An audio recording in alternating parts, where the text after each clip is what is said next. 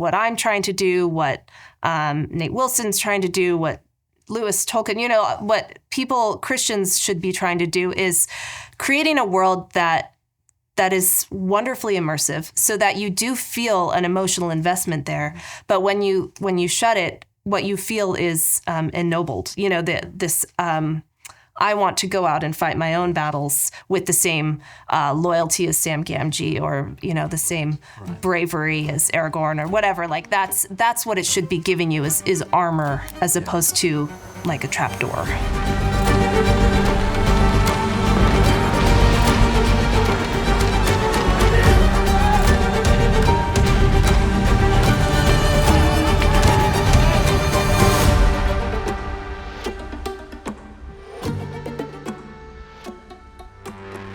Once upon a time, the divine word breathed life into existence and seeded creation with story. The stars sang, the parrots prattled, and man, most wondrous of all, was gifted with the voice to speak and the pen to craft. Charged with shaping worlds and being the sort of characters worth telling tales about, humanity carried the immense privilege and peril of wielding story's power. But then came the interlude. Enter the serpent, hissing its half-truth. Did God really say? In a single moment of folly, man exchanged the words of the master storyteller for the deceitful script of a reptilian rebel. Chaos reigned, death seeped into creation, corrupting nature's once perfect harmony. Fallen and flailing, man became a hollow shadow of what he was meant to be. Yet, even amidst the ruin, the faint promise of a better chapter emerged. A Messiah would come, a Redeemer who would bind the wounds of the world. And so, the preludes began. A deluge swallowing the earth, an almost sacrificed sun with descendants as numerous as the stars, a prince parting the sea and leading the enslaved through a wasteland, and a shepherd turned king. These stories pointed to one ultimate narrative: a child, born in a manger, who announced himself as the promised king. His tale crescendoed to a cross, a gruesome execution, and then to a resurrection that overturned death itself. The God-man ascended to reign from his heavenly throne, commissioning us to play our parts in his unfolding story, one where his eternal kingdom spreads across the earth like ink spilling over parchment. We are in a story. We are stories. We are tasked to tell stories. Imprinted with the image of the great storyteller, humans are irresistibly drawn to the magic of words and worlds. Stories captivate our imaginations, move our affections, and compel our actions. Few of us will rival Tolkien's elegance or Lewis's incisive wit, but all of us are summoned to wield the power of narrative wisely, crafting for God's glory and humanity's good. Today we welcome a masterful storyteller who has embraced this divine calling. Christine Cohen is a proud mother of three and the author of The Sinking City and The Winter King. When not spinning her own tales, she dedicates her time to honing others' craft, working as a freelance editor and teaching writing courses both online and in person. With a keen eye for what makes a novel resonate, Christine helps fellow writers refine their prose and shape their stories. Notably, she is a graduate of New St. Andrews College and is also the first ever graduate of the Camperdown MFA program, a distinction as unique as her gift for storytelling. She now serves as the director of the Camperdown MFA. Christine Cohen, welcome to A Flames and Crowns. Thank you for having me. It's good to have you here. So, you're a master storyteller. That's how I just introduced you. Mm-hmm. What is it about stories that first caught your attention? Do you remember that first moment that you knew you loved stories? Yes, actually, I do, because I remember it was a book, actually. I was probably 6 or 7 years old. I read a book called Shadow the Sheepdog. It's by a British author named Enid Blyton. One of my favorites. Really? Oh, yeah. Okay. No, I kid you not. I was probably about 7 years old when I read Shadow the Sheepdog as well. Did you really? Yeah. Oh, I have met so few people who know that story. Yeah, I grew up That's on great. Enid Blyton. Yes. Shadow the Sheepdog, Secret Seven, Famous Five. All Yes. all those books. So my mother was born in Scotland, and so each time she would go back to Great Britain to visit family, she would get new stories from Enid Blyton handed to her by her relatives. So yes, Shadow the Sheepdog was one of the first stories that I remember reading independently, and I wept through multiple parts in it, and I finished it, and I turned back to the first page and I started reading it again. And I thought, this is magical. And at some point, and it was shortly thereafter, I thought, I want to give people the same experience that I had. So that was really what always captivated me about stories was you're getting an emotional experience. You're getting a journey that you're going along with these characters. And at the end, you feel like you know them or you wish you could spend more time with them. And I have always wanted to try to capture that same feeling of a world and characters that you just want to spend time with. Right, yes. Did you start writing soon after that? Did it take you a while to begin to hone that skill of writing? Yes, so I did start, I did a newspaper with my sister for a while about our house. We lived out in the country, and nice. It was the Ditton Family News. And then the first story that I actually still have, I wrote in, I can't remember, maybe 4th or 5th grade. And it was called The Shadow Teachers, and it was a story about a kid who goes to school one day and discovers that all of his teachers have been turned to shadow. And he has to try to reverse that spell. It was only maybe 4 or 5 pages. I hand wrote the whole thing, but I remember thinking, this is fantastic, and reading it out loud to my mom in the car. And then after that, I just kind of kept experimenting. I would come up with an idea, and I would go. Eventually, my parents gave me a computer, which I used to write a trilogy. Nice. I was influenced by The Lord of the Rings, and I thought, well, any writer worth their salt writes a trilogy. Right. And it has to have elves and dwarves in it. Right. So it was really derivative Tolkien fan fiction, which is actually, it's fantastic for young writers to do that type of thing. Yeah. You know, you imitate the greats. That's not what should get published, but that should be the thing that helps you hone your own craft and find your voice. Right. So this was your first project you'd ever worked on? Well, The Shadow Teachers was. Okay, The Shadow Teachers was. But the first one that really I felt like, this is what I want to do, and this is something I can dedicate long stretches of time to, was this trilogy. And I remember because over the summer, I would often forsake going outside to play to be in my room drawing up maps and doing character studies and having my characters, writing scenes and kind of workshopping different elements of it. And I just loved it, and I couldn't really stop. Oh, that's amazing. Mm-hmm. To ask you a philosophical question here, of course, we live in a postmodern world, a world that hates truth and loves lies, a world that seems to love the luster of a subjective approach to living life. Do you think that as the world has become more subjective in its approach, that it has slaughtered the art of storytelling in any way?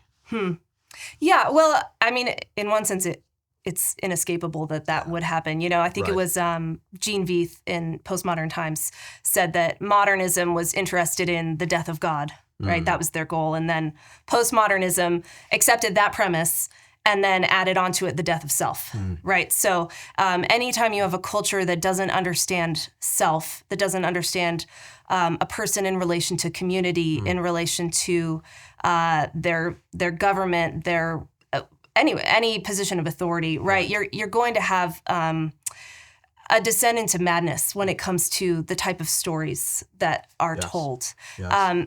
Because stories are meant to make sense of the world, right? That's their goal. And so if you yourself do not understand the world that you live in or your part in it, then you can't tell a coherent, satisfying story. So there were elements of postmodernism that have been interesting to watch in literature. Some playing with different stylistic elements and certain subversions that were fun and enjoyable. But at some point, if you are not, if you don't believe in objective truth, and you think that any subversion is a good subversion, then you end up with what we have now, which is this this broad genre of fantasy stories where the men are weak and the women are the warriors, right? That's like 75% of young adult fantasy. That's right. And that, I mean, not only is it unbelievable, it is madness. Right. Yeah. Right. Yeah, like it's descriptive of a world that, or a society that is failing. Right. Right. Mm-hmm. Do you think that's what it is? Do you think that there's something intentional in terms of trying to shape the way people think about the framing of masculinity or femininity? Or do you think it's simply an echo of what's already happening in reality? I think it's probably both. Yeah. The publishing understands that it has a powerful role to play in shaping people's loyalties in their understanding of what is good and bad, right? And so if you know that, then you're going to intentionally be writing stories, and we all are. We're all writing stories that we hope will shape people in a particular way. Right. So everyone, I think every storyteller is in some sense trying to shape people's loyalties. And some people maybe are doing it more subconsciously than others. But at the end of the day, you can see from picture books up through adult.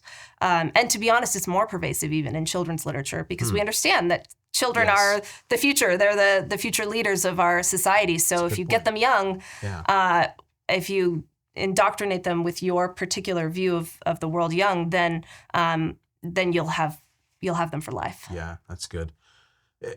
It seems like philosophy, or these presuppositions of what we believe fundamentally, are hardly escapable.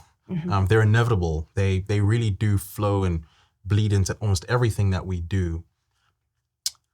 To what degree did your education, I'm not sure what you did before you went to college or where you went, but you're an NSA grad where you learn a lot of things like philosophy.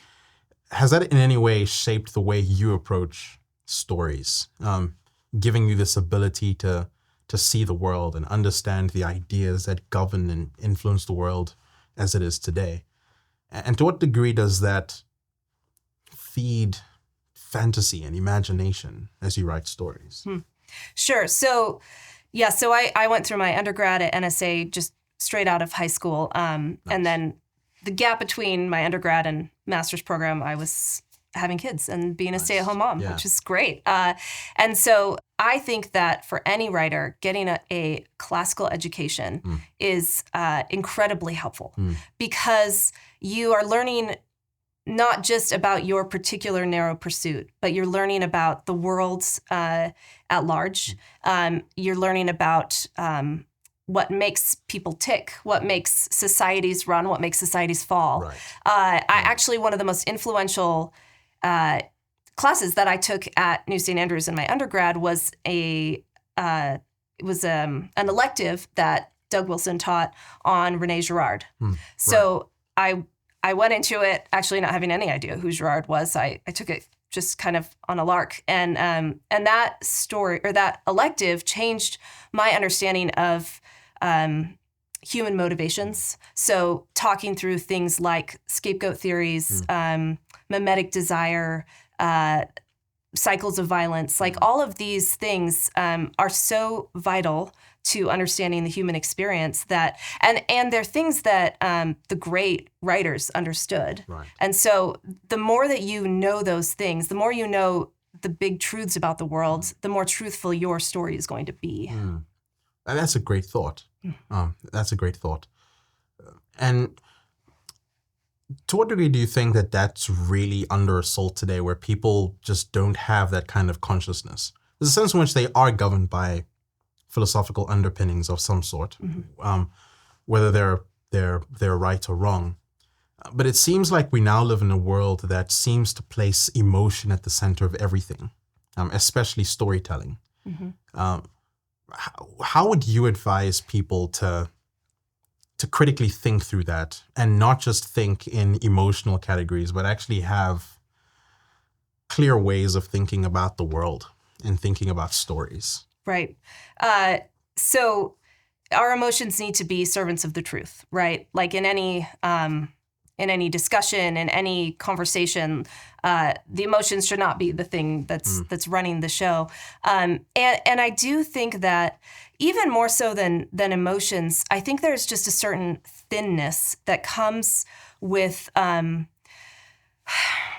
society's lack of interest in Western civilization. So we tend to want to be unshackled from the past.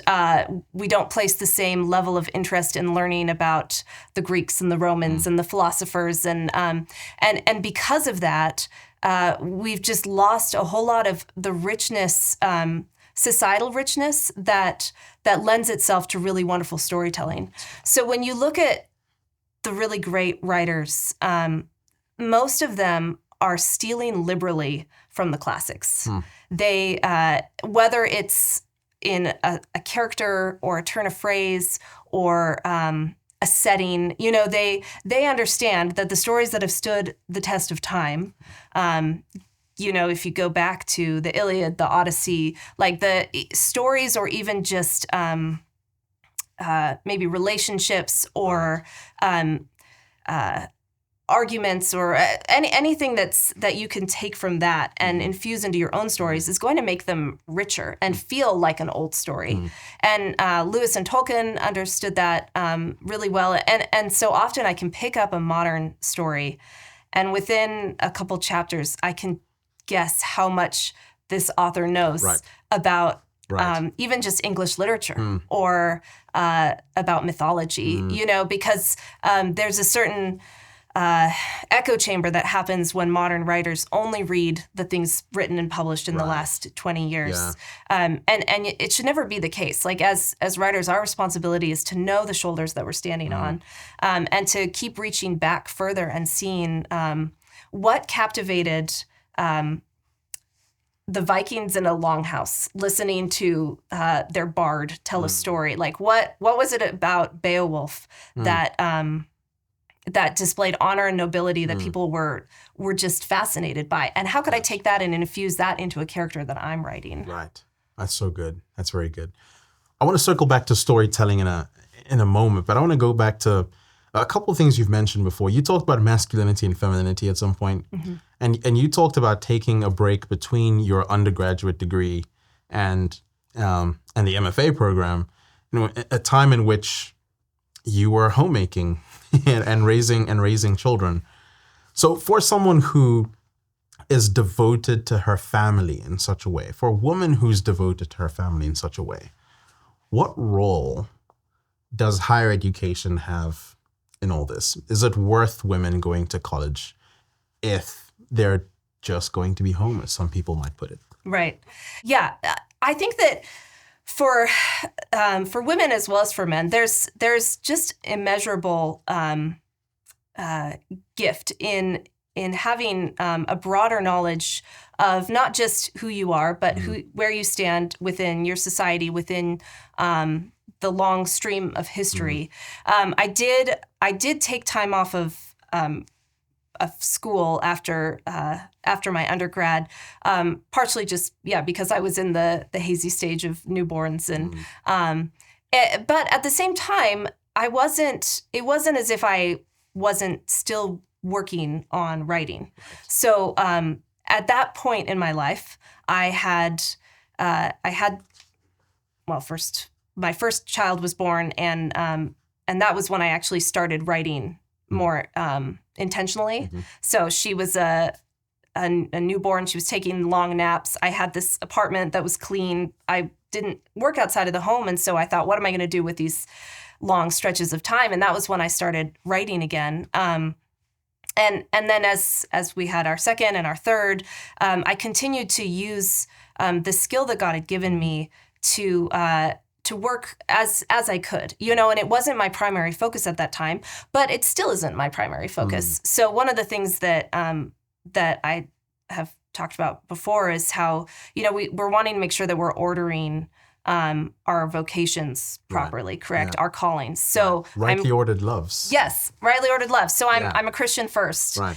And then I'm a wife, and then I'm a mother, and then I'm a writer. So I've tried to make sure to keep those within their proper bounds, so that if something needs to go, I know which one it is. So there have been times in my life where I've had to lay down writing because I have a newborn who is taking up time that the time that I would normally be writing. I've got a newborn and a toddler and a 5-year-old, and I simply can't do it. But the thing that we know as Christians is that when you lay things down, when you put them at the foot of the cross, there's often a chance of resurrection and of getting to do what you loved later. So I just think that another way to put this, I guess, would be women have an incredible ability to be fruitful, not just within the homemaking sphere, but within and then extending outside of that. So quite a lot of my friends are committed homemakers who also run businesses or who also help their husbands with their businesses. And all of that they can do because of their college education, because of the skills that they've developed over time. So I think that they're, like you said, just a homemaker, there is nothing wrong. There's something very glorious, especially when you've got a lot of littles, about being the one at home. But at the same time, you also have a whole host of sheep who need a shepherd who's smart, who's knowledgeable, who, as they grow and as they enter the logic and rhetoric stage, is able to interact with them and keep up with them, right? So my oldest is now 14, going on 15, and we're talking about logical fallacies at the dinner table. We're discussing world events, and I want to be able to keep up with that. Absolutely. Yeah. Yeah, that's very good. To what degree does your home life inspire the stories you write? Okay, so the first story that I wrote, I guess on a more somber note, The Winter King. My main character in that one is actually modeled after Orwell, the main character in Till We Have Faces, because I had read, this is going back to the emotional experience thing, I'd read Till We Have Faces, and I had loved the emotional experience I received through that, which was you're rooting for a character until you recognize the shift that they make that causes their eyes to open to see the way that they've been hurting themselves and others, and the need for repentance. The story that I was writing in The Winter King, I have a character who has a similar transformation. But by the time I'd written that, we had experienced a late-term miscarriage.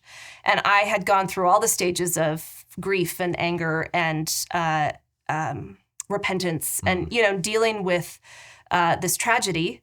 And I came out of it thinking, this is the type of character that I can tell because I have experienced this. I know what it feels like to want to justify your actions because of the hurt that's been done to you.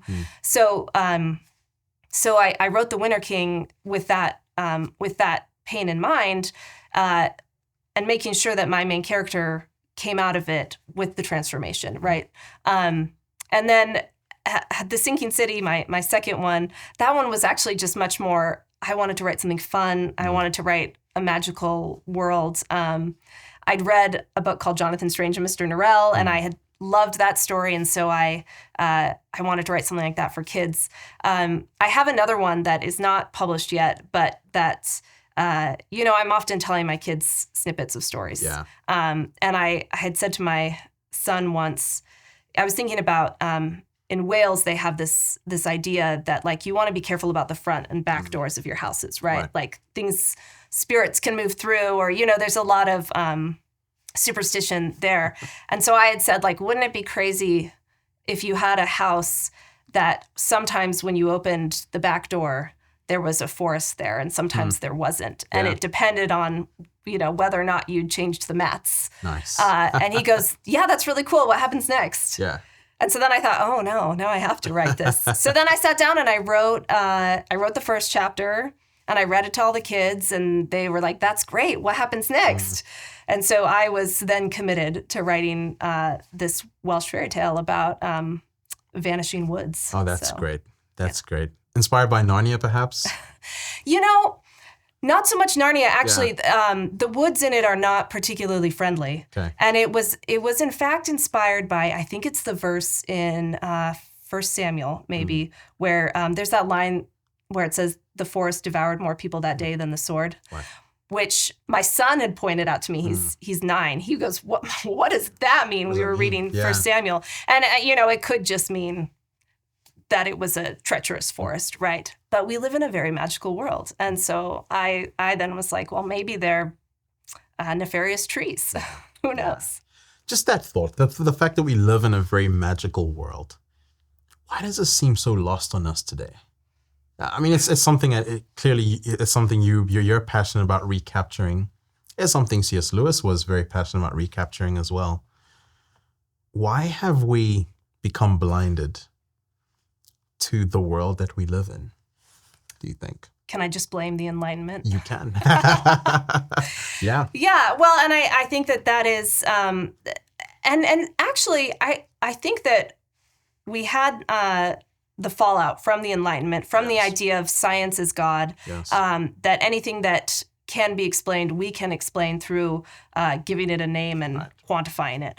And that, of course, was hubris and our attempt to build another Tower of Babel. But one of the interesting fallouts from postmodernism, and that I think we're seeing even just in our current literary culture, is a more of an interest in the magical, the supernatural, than before. And some of that can be super weird and not helpful. Yeah.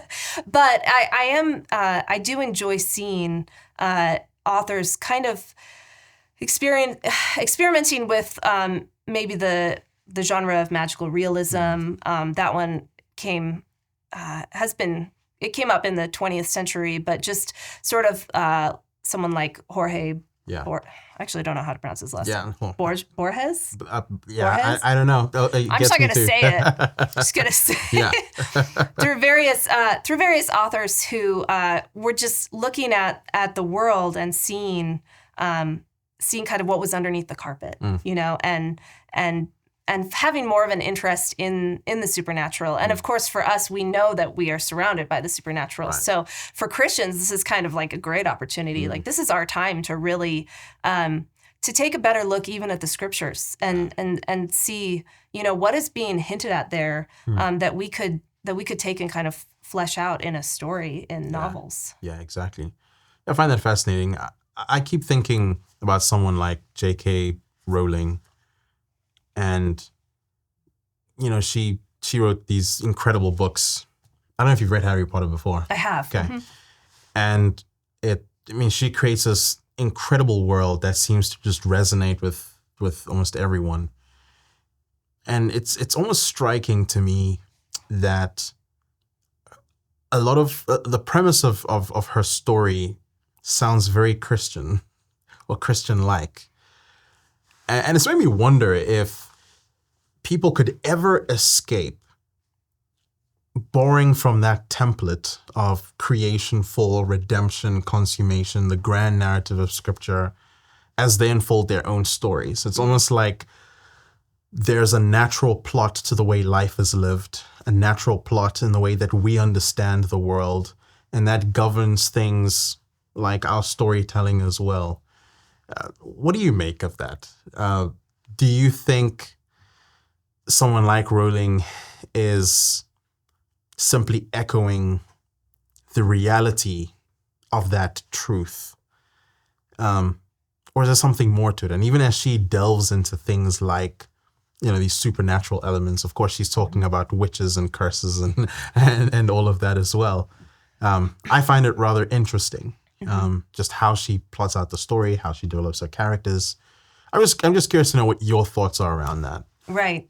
Yeah. So I do think that there is an inescapable coherence to the world and to the types of stories that we're going to tell. Right. And some of that is cultural. If you look at a Western story, like, we have our particular narratives, our particular tropes, themes that we're really comfortable with. And then you look at something, even I remember when I was first showing my kids Miyazaki films, And it took a little bit of getting used to maybe the more meandering, exploratory style of Japanese storytelling, but then they loved it once they got into it. And I think, though, that, on a deeper level, so one of the books that I assign in the Camperdown MFA program is, it's a book by John Truby. It's called The Elements of Story. And in it, he talks about how every character has a weakness or a flaw, right? Like a thing that at the beginning of the story is holding them back, is hurting themselves and others. And that what we're looking for in a really great story is not just an external plot, the things that they have to encounter and overcome, but also an internal struggle and eventually a small death and resurrection, right? Like they need to see this thing within themselves and kill it or overcome it so that they can then accomplish the external plot. Yeah. And I when I read it, the first time I was kind of floored because I don't think he's a Christian, but he just understands the way the world works, which is that we, in order to tell a good story, you need to start with a flaw, a fall of some kind, and then what we want to see is redemption. If we're writing a comedy, right? If you're writing a tragedy, then the character has this flaw, and then they carry that with them to their ultimate demise, whether it's physical or not. And so, I think that for as much as we try to subvert and get around it, there really is no way of escaping from these truths that are just baked into the world. And even writers who are truly like intentional atheists, God-hating, they can't escape it themselves, especially if they grew up reading Tolkien or Lewis or, if they love those writers, then there's no way that they can help those types of themes just making it into their story, because I think on some level they understand that a story of sacrifice is a good story. And so they'll write that without even maybe recognizing the way that that's pointing to the great sacrifice. Yeah, that's good. So, you just mentioned Tolkien and Lewis. I believe they're probably the best writers the world has seen in the last century or so. I mean, just phenomenal. And their books are timeless. I think you really see a good example in them of what Christians are capable of, because Christians are more in tune with reality, more in tune with truth, with what's really happening around them. And yet, it seems to me at least that Christians, especially in modern times, struggle to tell good stories. I think we're still learning to make just good films in general. I think we're still figuring out a lot of that. It's almost like we lost our imagination. We lost a sense of creativity. We have this disposition towards sermonizing when we try to tell stories as opposed to just telling a really good story. And I wonder why. I don't know if you have any sort of, one, if you would agree with my theory, and if so, your own diagnosis of why you think this is the case. Right. So I think that one way to think about it maybe is Lewis said that when he set out to write the Chronicles of Narnia, he came at it because of an image he had of a fawn carrying parcels, right, by a lamppost. He came up with that image, and then he fleshed out the entire world from that. He also, I think, was thinking about the need to move children, out of London during the bombings. So he was grabbing from different places like that. But what he was not doing was starting with, I want to tell a story about Jesus in an alternate world, and I'm going to make him a lion. Which, can you see the difference there? Is on the one hand, it sprang up from the seeds of a fertile imagination that where he came up with an idea that captured him, that he wanted to tell a good story about.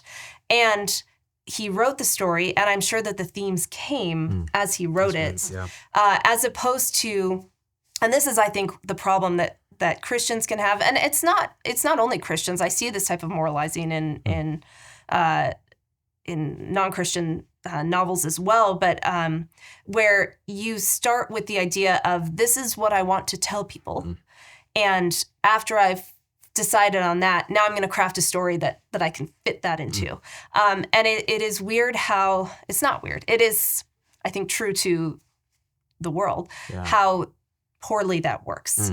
And so I think that sometimes Christians are so keen on spreading the gospel and being salt and light in the world and things that are truly good, but that when it comes to writing a story, they maybe sacrifice the story itself for the moral. And they think as long as I've got that good moral, people will like this because, you know, I'm telling them a truth about God. Now, and I say that, I'm appreciative of the work there, right? Like, I don't want to disparage writers who are wanting to tell these good stories. But one of the things I always encourage my MFA students to do is to sort of set theme aside when they're first starting and come up with just a really fascinating premise, really great characters, and then trust that we live in a Christian world, right? We live in a world that is held together by the Word of God. And so if you tell a story that is true, then it will be a Christian story. And so you don't have to slam a cross onto every fourth page in order to make it Christian. It's not like we're living in a pagan world and we're trying to tell our little Christian stories along the way. It's like we can actually just tell the truth about any situation and then trust that God will, that the themes that are already built into that story will come out naturally. Yeah, that's so good. Recently, my wife and I have kind of been doing a movie tour of dystopian, themes, and of course, some of them would have been, based off of books, and it's just fascinating to us how the stories are very similar. There's a very similar plot in all of it. There's a world that's usually oppressed. And some kind of resistance that is trying to resist this oppression. And in many ways, it really is an attempt at trying to mirror the world that we live in. Not that I wonder if the authors ever think about it from that perspective. Also, I think the last few years have, well, at least ought to change what dystopian novels are like, because in many ways, we're living in a sort of dystopian moment. And so I wonder what that genre is going to look like going forward. But I look at that and even then you see how, in a sense, they're telling a Christian story, and it's inescapable that way. Right. But just on this little question of dystopian genres, what do you make of it? As a millennial, I find that it became a really hot thing at some point. Everyone wanted to read the dystopian stuff. Why do you think there has been a fascination for this specific genre? Do you think it's because people are starting to make sense of what the world is, and that's one way they can interpret what's going on? Is it a way of trying to escape? A lot of it can be dark. So is this a way to sort of experience some sort of empathy for their own struggles? I don't know. What's your theory for this? Okay. Yes, I enjoy dystopian novels a fair bit. And I think that there's probably a few reasons for it. One of them, actually, I think, is because we live in one of the richest countries. We live in probably the richest civilization ever, right? We are not dealing with major, famines, food shortages. Like, it's as a nation, we have an immense amount of wealth. And so sometimes I think that there is a feeling of like, let's write a story in which things are really hard because you like to explore what you might do. There's a bit of the like wish fulfillment of like, if I was in this story, would I be able to hunt? Could I go out in the forest and skin a deer and do, there's that, I would imagine that people in war-torn countries are not reaching for dystopian novels at the same level that someone, me sitting by my fireplace That's a good point. in my cozy pajamas is having, I'm just wanting kind of a different experience and wondering, what would I do in that situation? And then the other thing is, one of the great things about dystopian literature is it does give you the opportunity. Generally, what's being explored in that genre is the idea of like, what is humanity? What makes civilization? Yes. And now, you're given this almost blank slate. And how do we rebuild from here? What are the things that we keep? For a while in the Camperdown program, I was assigning Station 11 by Emily St. John Mandel, which is dystopian, and she's exploring it with a Shakespearean troupe that has continued to act, and it's the question of like, is this a thing that would last after an apocalypse? And I don't agree with her findings at the end, but I do think it's just a really interesting way to sort of attack bigger questions like that. Yeah, it's really good. Another question that's come to mind is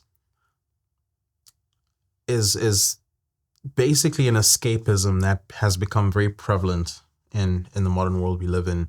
And there's all kinds of avenues for that as entertainment becomes more sophisticated. Gaming, movies, books as well. One of the things that I really love about The Lord of the Rings or The Chronicles of Narnia is that these books plunge me into other worlds. I often like to say that I'm well traveled because I've been across Narnia and across Middle Earth, and I can delve into those worlds, but they help me make sense of the world I live in as well. And it seems that we live in a time as well where people sort of want to escape reality and have no real idea of how to live in reality. Is it a stretch to say, then, that a good book is one that helps you make sense of reality and live in it? And how do you encourage people to discern and be wise in terms of just knowing when they're simply looking for an escape as opposed to looking for something that is truthful and beautiful and good? Yeah. So I think that what you hit on there when it comes to Tolkien and Middle Earth and Lewis and Narnia, and Lewis said that this in one of his essays where he said that stories help us sneak past the dragons of obligation or preachiness, essentially, right? That maybe, and he doesn't use this example, but it would be the idea of like you could tell a child don't talk to strangers. And they may just brush that off. But if you read them the story of Jemima Puddle Duck and the Well-Dressed Gentleman, then they get the horror of her children all being taken and eaten because she chose to talk to a stranger. Right. That really sticks in your head longer. So it's a good story should be giving you skills and tools to tackle what's put in front of you, the situations that you find yourself in, and there's a lot of literature right now. Weirdly enough, there's a lot that's aimed at women my age. That is sort of like I guess it would be the smutty fantasy genre, where it's very much wish fulfillment and unrealistic expectations of life. And it's these stories that are not in any way equipping a housewife to go back and cheerfully make a peanut butter and jelly sandwich and do, or even just love her own husband who she's been given and the kids she has. They're setting up this other fantasy world that she can sink into and then only reluctantly return. And so I think that for anyone, what you're wanting to watch out for are those stories that are those are not stories where the author is setting out to be like, this is how you can be a better wife, mother, employee, whatever. Like, it's purely escapist fantasy in a way that's just really unhealthy, as opposed to what I'm trying to do, what Nate Wilson's trying to do, what Lewis Tolkien, what Christians should be trying to do is creating a world that that is wonderfully immersive, so that you do feel an emotional investment there. But when you shut it, what you feel is ennobled. You know, this I want to go out and fight my own battles with the same loyalty as Sam Gamgee, or the same bravery as Aragorn, or whatever. Like that's what it should be giving you is armor, as opposed to like a trapdoor. Right. One of the things that we talk about very often at NSA is this idea of shaping culture. We want to graduate leaders who can shape culture, who are submitted to the lordship of Jesus Christ.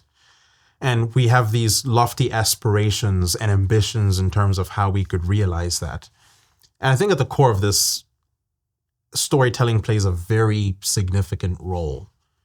I'm interested to know how you think that plays out, and how there's a sense in which if you're trying to shape an entire culture, an entire world, and you're a storyteller, you're always thinking, okay, I guess I got to write the next Chronicles of Narnia, or it's got to be this really lofty prospect. So with that in mind, how can we go about writing the kind of stories that build culture while also not falling into the trap of thinking that the only way to do so is to be the greatest author of all time? Right. Yeah. Well, I think that's the same temptation of Pastor Wilson says, like, everyone wants to save the world, but nobody wants to help mom with the dishes, right? You're looking at, I think you have someone who's tempted in that way just has their loyalties, again, misordered. So for me, when I'm writing my stories, of course, I would love them to reach as far as possible, but I'm not trying to reach for fame or glory as like and I'm not even trying to reach for like, I want to change all of the United States. For me, the prayer is like, let whoever this book lands with be blessed by it and enriched. So there's you want to see what your own particular scope and reaches, and be as impactful as possible within that. So wherever my books go, I'm writing them, and then I'm asking the Lord to bless it and get it as far as He wants it to go. But really, the only thing that I can be responsible for in the moment is just writing a really good story, and hoping that it will impact as many people as He wants it to impact. Yeah. Kind of following up on this, Christine, how important is it to pay attention to the character of the storyteller as they go about the business of storytelling, where everyone kind of wants to have the pen that pushes the culture. Everyone wants to have the pen that sparks imagination. But perhaps fewer still think about the kinds of people they are toward or in that quest to do so. So I'm just curious to know, to what degree, as you go about mentoring writers, is character development an integral part of the whole process? Sure. Well, yeah, so it is hugely important. And some of that is because when we're writing a story, we are inevitably exploring themes, right? Even if you've got your plot and your characters, but there's always going to be certain themes that emerge, right? And one of the things that, actually, this was a piece of advice that was given to me by a non-Christian writer, but she was spot on, was she said, don't ever sit down to write a story about exploring a theme that you haven't figured out the answer to yet, because everyone will know. Like, if you're trying to use your writing as therapy, and you're you're trying to think through what is the meaning of life, or this, or even something smaller, then it's not going to land successfully if you yourself don't know the answer. Right. And so for my students and for other writers, you want to make sure that you have an understanding of what you're trying to say and how you're going to say it, and what the truth is that you're trying to impart.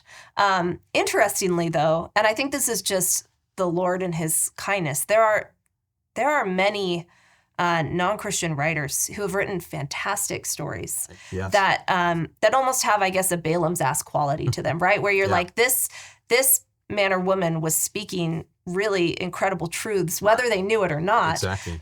And some of that comes from just the fact that they were just telling the truth about the world, right? Going back to that idea that they were skilled enough at paying attention to the way the world works, that they wrote something that shone a light in a way, in an unexpected way. And so it's kind of like you can have a pagan storyteller who just almost by accident stumbles across a great truth and writes it, and we can read that and appreciate it.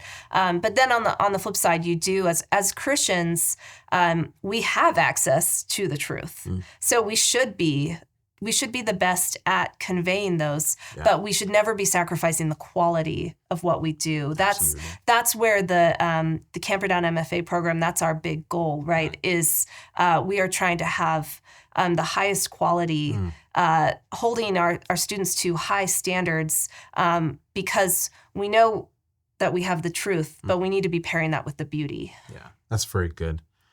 For those who are aspiring writers out there and they're thinking, okay, what are the next steps? Of course, you would tell them to apply for the Camperdown program, yes. Right? But for those who are now, like they know they've probably got something there in terms of a good story, and they're looking for those next steps. What else would they find in the Camperdown program that would help them push forward? Are there some technical aspects to being an author that people need to think through a little deeper than they might think? Yeah. So there's a few things. One of the great gifts of the program I have found is that there are some authors who are really talented but struggle with finishing a manuscript. So one of the things that's required when you go through the program is that you have to complete an entire manuscript, because once you've done it one time, it's like a race. Once you've crossed that finish line one time, you are better equipped and have a confidence to repeat that again. And so that's one of the things that I think is a real blessing to a lot of writers who maybe have started multiple projects and then the honeymoon stage has ended, and then they're stuck in the middle and they think, well, I give up. I don't know what to do now. Another way that the program is designed to help people is to be really specifically addressing their weaknesses and strengths as a writer. So hopefully they'll come out of the program with a better understanding. You know, you can read craft books all day long, but until you have somebody say, this is your particular weakness, this is your particular strength, until they get that type of feedback, they're not going to know how they can improve on a personal level.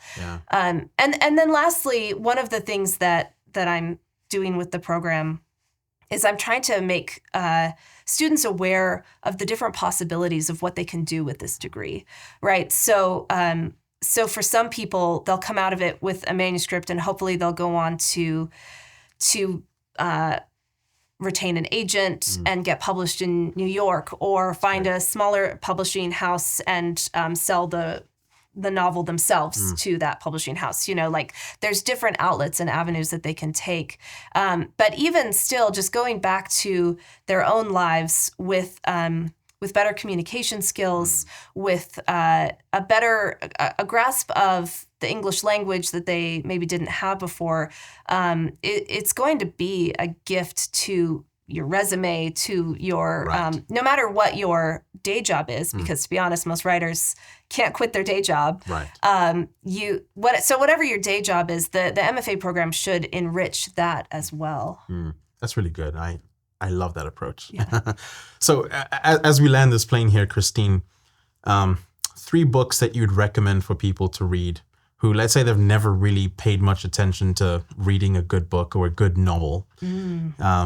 So 3 books you'd recommend for people to read that would just spark their imagination, that would give them an understanding of the world, and sort of embodies everything that we've discussed in our conversation here today. Okay. Put me on the spot here. Yeah. All right. My first one, because I just wrapped up a series with Joe Rigney talking about it and kind of working through the book, but Till We Have Faces, my favorite book of all time. Yeah. Read that one, and if it doesn't make sense, read it again. Until it does make sense. But because he's combining incredible world building, incredible character development, and deep, deep truths. That's good. So that one is really fantastic. Another one that I particularly love, and so I just try to pass it off to as many people as possible, is called Pure and Essie by Susanna Clarke. Okay. That one is fun if you like the Greek philosophers, and also the Inklings and kind of the contributions there. So Susanna Clarke is well versed in what the Inklings were doing, and she just has some really fun. It's a fantastic short novel that accomplishes a lot. It's an adult speculative fiction. Yeah. Nice. And then there's so many. I'm gonna pick. Kind of a perennial favorite of mine, which is Peace Like a River by Leif Enger. That was another one that I read fairly early on in my writing career, and I thought, this is what good Christian writers can do. Right. Okay. It's, again, the characters in it are great. And then just on a line level, his prose is fantastic. So that's good. Yeah. Christine, this has been so good. I'll find another reason to get you back in here so we can do another one of these. But thank you so much for joining me today. Thanks for having me.